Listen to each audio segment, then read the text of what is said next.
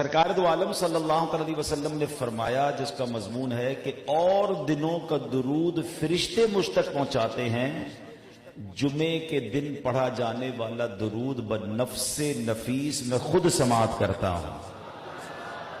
ہم درود پڑھیں اور آقا سماعت براہ راست فرمائیں تو جمعے کا دن دوسرے لفظوں میں ڈائریکٹ ڈائلنگ کا دن ہے، تو اس دن زیادہ درود پاک پڑھنے ہیں، اس دن زیادہ پیارے آقا کا ذکر کرنا ہے، اور بھی نیکیاں زیادہ کیجئے جمعہ کے دن۔ مفتی احمد یار خان نعیمی رحمۃ اللہ تعالی فرماتے ہیں، چونکہ جمعہ کا دن یہ اللہ کریم کے طرف سے ہمارے لیے بہت بڑی نعمت ہے، فضیلت والا دن ہے، تو جمعہ کے دن جو نیکی کی جائے اس کا ثواب 70 گنا دیا جاتا ہے، ملٹی پلائی بائی 70 ہو جاتا ہے۔ لیکن ایک اور بڑی کانشیس والی بات، سمجھنے والی بات ہے کہ جمعہ کے دن کا چونکہ مرتبہ زیادہ ہے، تو اس دن اگر کوئی گناہ کرے تو اس گناہ کو بھی ملٹی پلائی بائی 70 یعنی 70 گنا کر دیا جاتا ہے۔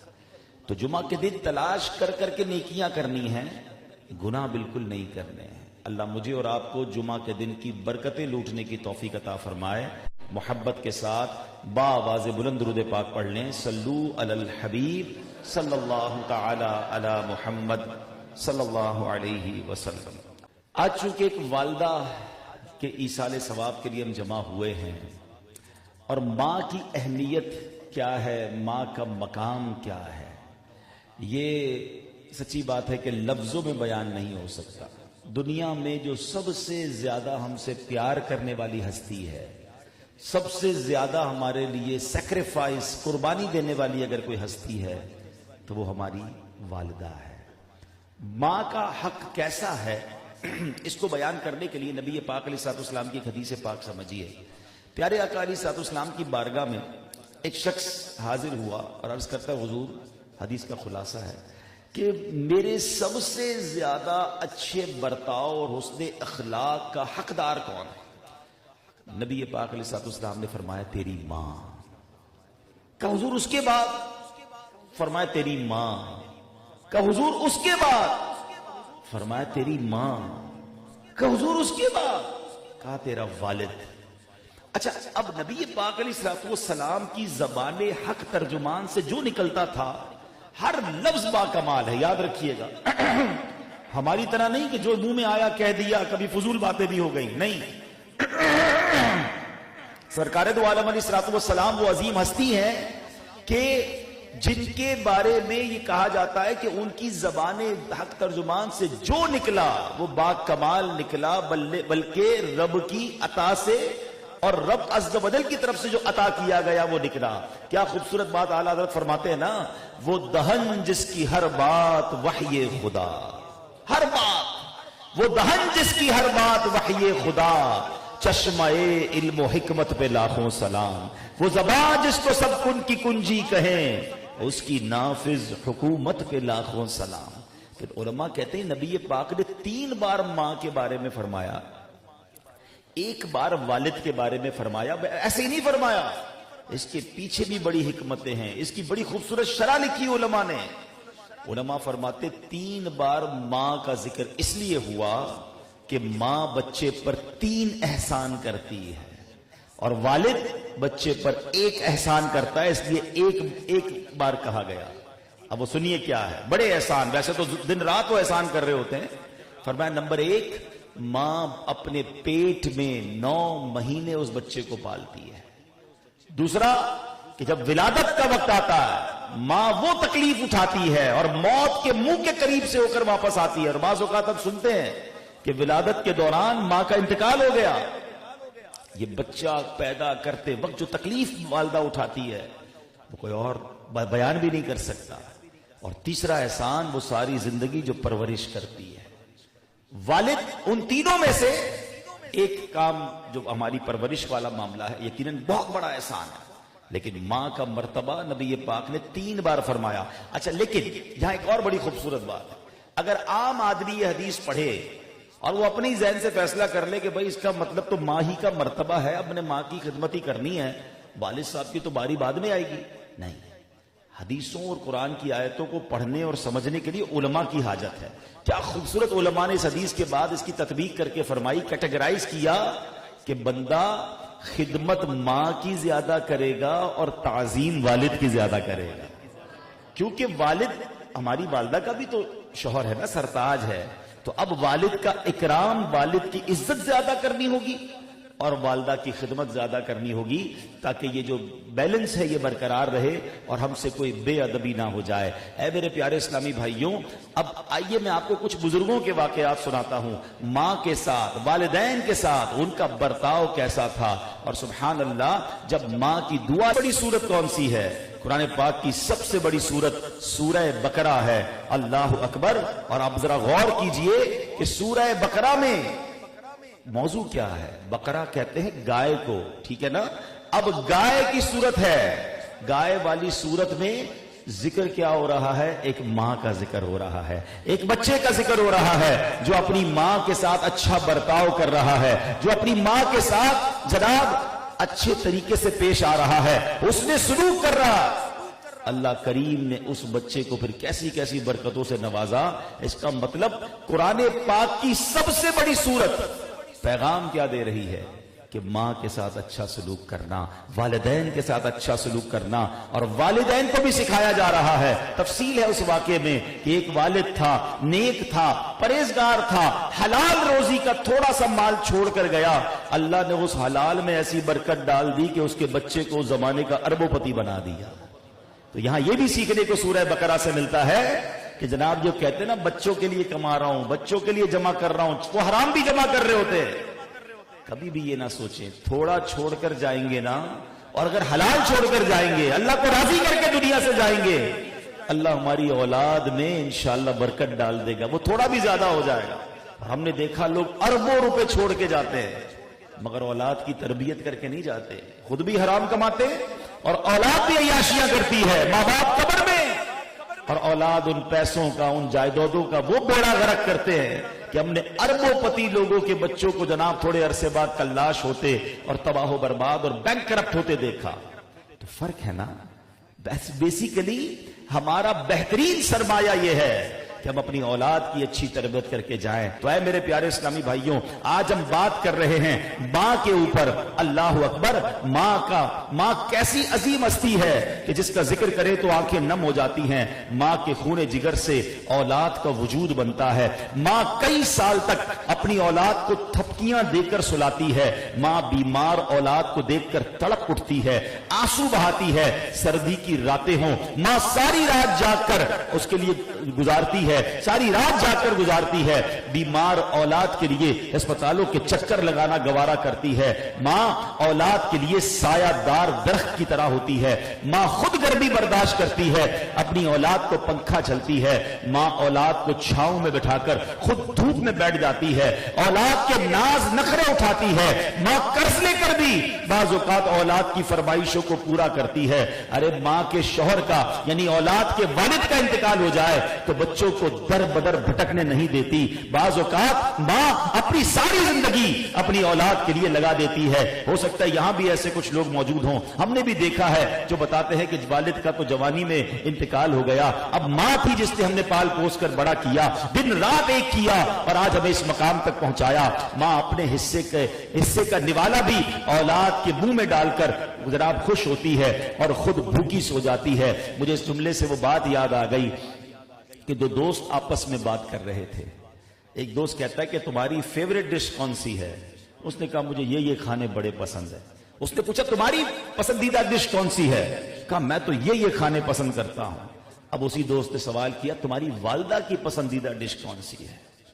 کافی دیر تک سوچتا رہا کہ ماں کو کیا پسند ہے۔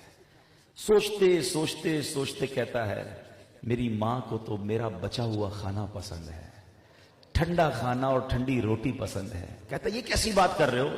کہتا میں نے تو ہر وقت دسترخوان پہ ایک ہی چیز دیکھی، بیٹا کھا لو، بچ جائے گا تو میں کھا لوں گی، میرا بیٹا تیرے لیے میں نے یہ بنایا، میں نے کبھی سنا ہی نہیں کہ کہ میری ماں نے یہ کہا کہ آج میں نے اپنی پسند کا کھانا بنایا. کبھی کہتی بہن کی پسند کا بنایا, کبھی کہتی تمہاری پسند کا بنایا, کبھی کہتی تمہارے والد کی پسند کا کھانا بنایا. اور ہم نے یہ دیکھا جب ہم کھانا کھا کے کھڑے ہو جاتے, برتن بھی اسی نے اٹھانے ہوتے اور ہمارے بچے ہوئے نوالے کھانے ہوتے. اللہ اکبر. میں آپ سب سے پوچھتا ہوں, شاید ہمیں بھی نہیں پتا ہوگا کہ ہماری والدہ کی پسندیدہ ڈش کیا ہے. ارے ہم نے کبھی پوچھا بھی نہیں کیا وہ خاتون, کیا اس عورت کے دل میں سینے میں دل نہیں تھا, حالانکہ اس کو بھی کچھ پسند ہوتا. اگر جن کی ماں حیات ہے, میں آج ان کو مشورہ دیتا ہوں کہ اپنے والدین کی پسند معلوم کرو. ہماری پسند کے نوالے بچپن میں انہوں نے ہمیں کھلائے ہیں, اپنے نوالے روک کے ہمیں کھلائے ہیں. ہم نے تو بچپن میں ایسے ایسے ناز اور ایسے ایسے لاد اٹھائے ہیں, آج شرم آتی ہے کہ صبح اٹھ کر اسکول جانا ہوتا تھا, مدرسے جانا ہوتا تھا, اور ماں کبھی ناشتہ بناتی, ہم کہتے میں نے یہ والا انڈا نہیں کھانا ہے, میں نے وہ والا انڈا کھانا ہے, آج روٹی نہیں کھانی, آج پراٹھا کھانا ہے, آج یہ والی چائے پینی ہے, آج میں نے یہ کھانا ہے. ہم ضدیں کرتے رہے, ماں بیچاری دوبارہ بنا کے لاتی رہی. ارے ماں تھی یا ہوٹل والی تھی, ہمارے سارے نخرے انہوں نے پورے کیے. مگر اے میرے بچوں, اب تمہاری ماں بوڑھی ہو گئی, اب تمہاری والد تمہارے ساتھ ہیں. اب مزہ یہ ہے, آپ ان سے پوچھو آپ کا پسند کا کھانا کیا ہے, آپ کون سا فروٹ پسند کرتے ہیں, آپ کون سی چیز پسند کرتے ہیں. اللہ توفیق دے تو اب اپنے ماں باپ کو وہ چیزیں لا کے دیجئے تاکہ ان کے چہروں پر مسکراہٹ آئے. مگر بدقسمتی یہ ہے, آج بیٹا جوان ہو کر, بیٹی جوان ہو کر بھی اپنی ماں کو کہتی ہے کہ پانی کا گلاس دے دو, ابو ذرا کھانا دے دو. ارے اب تو وقت ہے ان کی خدمت کرنے کا.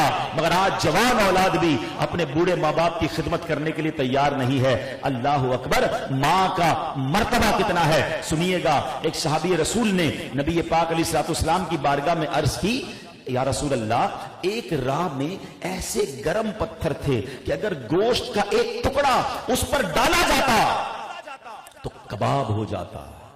میں اپنی ماں کو گردن پر سوار کر کے 6 میل تقریباً 9.6 کلومیٹر بنتا ہے یہ, کہتے حضور ایسے گرم پتھروں پر اپنی ماں کو کندھے پہ سوار کر کے میں نے سفر کیا ہے. یا رسول اللہ, کیا اب میں اپنے ماں کے حقوق سے فارغ ہو گیا؟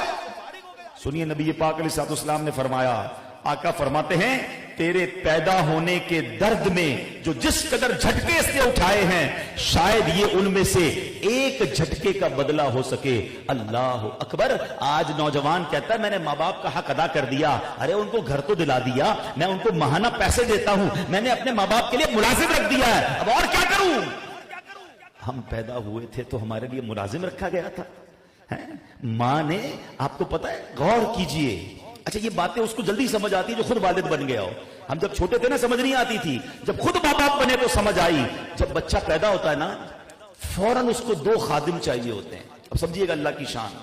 جیسے ہی بچہ پیدا ہوگا نا وہ کھا نہیں سکتا, وہ اپنا استنجا نہیں کر سکتا, وہ کپڑے نہیں پہن سکتا, اس کو مالش کرنے والا بھی کوئی چاہیے, اس کی ورزش کرنے والا بھی کوئی چاہیے, سردی میں اسے گرمی پہنچانے والا کوئی چاہیے, وقت پر کپڑے پہنانے والا کوئی چاہیے, اس کے رونے کی آواز کو سمجھنے والا کوئی چاہیے. کیونکہ بول تو نہیں سکتا نا کہ روتے ہوئے بتاتا ہے کہ بھوک لگی ہے, پیاس لگی ہے, درد ہو رہا ہے. اور خادم وہ چاہیے جو 24 گھنٹے ساتھ رہے, رات سوتے وقت بھی ساتھ رہے, دن میں بھی ساتھ رہے. بتاؤ تو صحیح, ہر بچے کے لیے. اچھا پھر ایک خادم اور چاہیے, ایک فزیکل خادم چاہیے, ایک فائنینشل سپورٹر چاہیے کہ بچے کے لیے پیسے لا کر دے, بچے کے لیے چیزیں لا کر دے, اپنے نوالے روکے مگر بچے کو کھلائے. بچہ بیمار ہو جائے, تنخواہ تھوڑی کیوں نہ ہو, جا کر انجیکشن لگائے, جا کر ڈاکٹر کے پاس لے جائے. چھوٹی سی جان ہے جناب, وقت پر علاج نہیں ہوگا تو یہ بچہ فوراً دنیا سے چلا جائے گا. آپ اللہ کی شان دیکھیں, میں پیدا ہوا, میرے جسم پر کپڑے بھی نہیں تھے, میرے رب نے 2 عظیم خادموں کا انتظام فرما دیا. میری ماں کے دل میں ممتا ڈالی, میرے والد کے دل میں شفقت ڈالی. وہ ماں جب میں روتا تھا تو وہ روتی تھی, جب میں بھوکا ہوتا وہ دودھ پلاتی تھی, جب کپڑے چاہیے ہوتے وہ کپڑے پلاتی. ہم بستر پر گندے نہیں لگتے, ماں کو برا نہیں لگتا تھا. یقین کریں دنیا کے کسی بھی بڑے ہاسپٹل کے خادم کو لے کر آ جائے, جب مریض گندگی کرتا ہے وہ منہ چڑھاتا ہے, وہ تکلیف کے ساتھ صاف کرتا ہے. ارے بولو براز کس کو اچھا لگتا ہے. مگر میں ماں کے کپڑوں پر بھی گندگی کرتا تھا تو ماں مسکرا کر صاف کرتی تھی. ارے ایسا پیار کون کر سکتا ہے, ایسی محبت کون کر سکتا ہے. اللہ نے وہ ممتا میرے मेरी माँ के दिल में डाली, वो मालिश भी करती रही, वो तेल भी लगाती रही, मेरे बालों को संवारती रही। अल्लाह अकबर, एक छोटी सी जान के लिए ऐसी खिदमत गुजार माँ अल्लाह पाक ने अता फरमाई। और फिर माँ वालिद को कहती कि बच्चे को ये खाना है, वालिद अपनी जेब से वो चीजें लाकर देता, खुद फ्रूट ना खाते, हमें खिलाया। डॉक्टर ने कहा सर्दी आ गई है, बच्चे को अंडा खिलाओ, गरीब माँ बाप ने अंडे खिलाए, नहीं अब यखनी पिलाओ, वो यखनी पिलाते रहे। डॉक्टर कहता जरा गर्म कपड़े पहनाओ, वो स्वेटर लाते रहे। अब जरा बच्चा बड़ा हुआ, सालगिरह का वक्त आया, पहला साल गुजरा, गरीब माँ बाप भी थे या कम कमाने वाले थे, बच्चों के लिए तोहफे का इंतजाम किया। थोड़ा सा बड़ा हुआ तो बाप ने उंगली पकड़कर चलना सिखाया है। आज बाप का हाथ पकड़ने से घबराने वालों सुनो, मैं और आप जो जमीन पर चल रहे हैं, ये एहसान है मेरे वालिद का जो हमें उंगली पकड़कर उसने चलना सिखाया। और जनाब कभी दुकान पर रुक जाता था, बाजार में जाता था, कहता अब्बू ये खिलौना पसंद है, अब्बू ये वाले कब जूते लेने हैं। अरे अल्लाह अकबर, वालिद ये नहीं कहता था बेटा पैसे नहीं है, वो कहता अच्छा दिला दूंगा। कभी किसी से हो सकता है कर्जा लिया हो, कभी उसने अपने लिए कपड़े लेने का सोचा होगा आज मैंने जूते लेने हैं, अपने जूते का प्लान कैंसिल किया, अपने कपड़ों का प्लान कैंसिल किया और वालिद ने हमें कपड़े दिलाए, हमें जूते दिलाए। अब कभी सोचा हर ईद को जो नए कपड़े दिलाने वाले माँ बाप हैं, उन्होंने कभी हर ईद पर नए कपड़े पहने? हमें कहते थे बेटा कोई बात नहीं, मेरे कपड़े अच्छे हैं, मैं वही पहन लूंगा, अरे जूते अभी फटे तो नहीं, मैं वही पहन लूंगा। हम जिद करते रहे, सारे दोस्तों ने नए जूते लिए हैं, मुझे जूते चाहिए, आज चाहिए। ऐसा भी हुआ था कि घर में ऐसी जिद लगाई कि ये चीज आज चाहिए, मैं रोता रहा, पता नहीं वालिद ने कहां से इंतजाम किया, कैसे इंतजाम किया होगा, वो चीजें लाकर हमें दे दी। मगर आज वो एहसान भूल गए, आज वो बातें हम भूल गए। आज माँ बाप जब बूढ़े हो जाते हैं तो औलाद कहती है ये पैसे मेरे हैं, ये मैंने कमाए हैं, अब्बू जी आपने छोड़ा क्या हमारे लिए, आपने क्या किया है, आपको दवाई टाइम पे मिल जाती है ना, आपको बार बार कपड़े क्यों चाहिए, आपको ज्यादा पैसे क्यों चाहिए। अरे तुफ है ऐसी औलाद पर। मुझे बेलिबास छोड़कर मेरे बाप बाप कह देते कि तेरे ये पैसे तो हमारे तेरे नहीं है, क्यों कपड़े दिलाएं तुझे, तो मैं तो बेलिबास रह जाता ना है? मेरी दवाइयां टाइम पे ना मिलती, मुझे खुराक टाइम पे ना मिलती, मुझे एनर्जी वाली चीजें ना मिलती। तो आज जिस कर्रो फर और जिस शान और शौकत से मैं जिंदगी गुजार रहा हूं, आप गुजार रहे हैं, ये किसका एहसान है? ये माँ बाप का एहसान है। खुदारा कभी अपने माँ बाप का एहसान ना भूलना।